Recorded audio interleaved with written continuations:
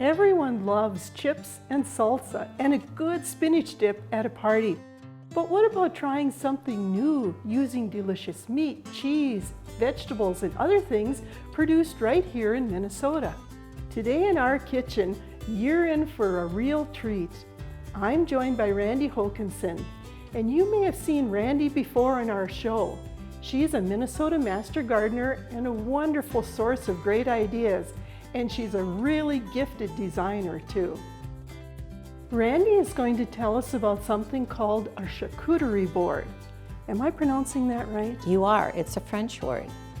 What does that mean? The French butcher was called a charcuterie, and they produced the cured meat and the cheeses that were on the original boards. But since this process and this protocol has evolved, we've added lots of other food and savories and cheeses and meats to the design. So you can have a whole platter just in one dish. What are some of the things that you might put on a charcuterie board? If you were going to call it a charcuterie board, you would have the meat and the cheese.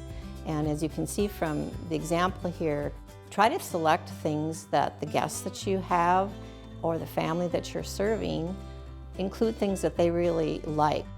I know we both love to shop local when making our recipes. How can Minnesota-grown products make my board special? There are a lot of producers in Minnesota, and we have many fruits and we have lots of vegetables in our gardens and in the farmers markets during the summer.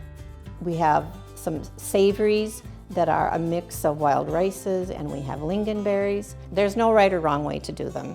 You find the foods that you want to use, the flavors you want to use, and I put the blues with the blackberries and the blueberries to represent the great Mississippi River.